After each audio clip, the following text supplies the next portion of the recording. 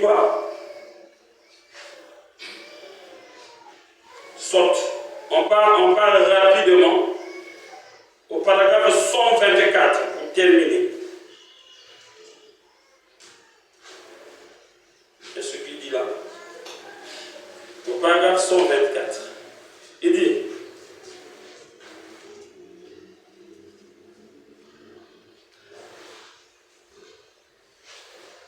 paragraphe 101. Alors la foi sans les œuvres est morte. Amen. Si vous dites je crois et que vous n'agissez pas comme le message, si vous dites je le crois et que vous n'agissez pas, ça avance non.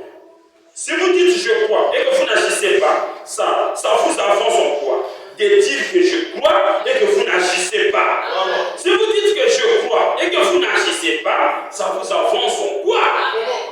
De dire que j'aime Jésus, je crois en Jésus et que vous n'agissez pas selon la parole. Ça vous avancera en quoi? Vous voyez, Noé s'est mis au travail avec son marteau. Il a construit une hache pour confirmer ce dont il parlait.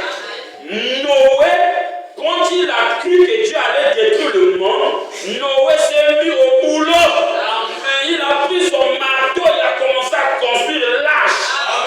Frère, si vous dites que nous sommes au temps de la fin et que Jésus vient bientôt, mettez-vous au travail. Commencez à travailler pour que les vies soient en ordre. Sinon, si vous dites que vous croyez et que vous ne vous mettez pas en travail, à quoi ça sert de dire que vous croyez? Quelqu'un a compris? Noé a travaillé parce qu'il savait que Dieu allait détruire le monde. Amen. C'est ça que nous devons faire aussi. Nous aussi, nous devons nous mettre au travail et trouver notre foi par nos œuvres. Voilà. Il dit quoi? Prouver notre foi par nos œuvres. Nos œuvres prouvent notre foi. Moïse a dû le faire. Élie a dû le faire. Chaque prophète dans son âge a dû se tenir debout et faire face à ses responsabilités. Les chrétiens, vous avez des responsabilités. Ce n'est pas de venir seulement à l'église et aller faire ce que vous voulez. Vous devez venir à l'église, écouter la parole et l'appliquer. Parce que si vous ne l'appliquez pas, vous serez toujours condamné à travers la parole. Parce que toutefois, quand on parlera de la parole, tu seras condamné. Il faut l'appliquer pour que tu sois libre. Nous connaîtrons la vérité et la vérité nous rendra libres. Moïse s'est mis au boulot. Élie s'est mis au boulot. Nous devions aussi nous mettre au travail. Cette fois-ci, ce n'est pas des outils physiques, ça va être des outils spirituels. La Bible dit, revêtons-nous de tous les armes afin de combattre le bon combat de la foi.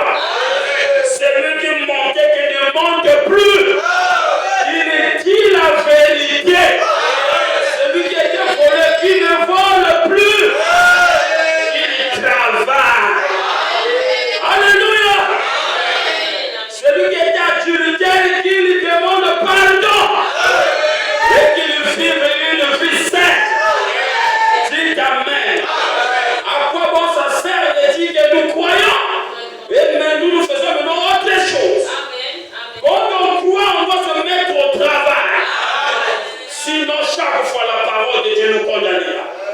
Et si vous ne faites pas attention, vous ne pouvez dépasser la ligne de la démarcation. Et quand tu dépasses cette ligne, il n'y a plus de miséricorde. C'est quelqu'un a compris. Mais il y en a beaucoup qui sont. Non. Il y en a beaucoup qui n'ont pas fait comme Jonas. Voilà. Il fuit eux. Non. Bon. Il dit ouais. Remarquez. Crie contre elle. C'est ce que tu as dit, non? Oh là là, c'est ça. Voilà ce que crie contre elle. C'est là qu'on peut vérifier. Rien que là-bas. Dire à ces gens, dites, je suis venu me joindre à vous les gars. Vous savez, je crois que je veux vous dire ce que je veux faire. J'ai une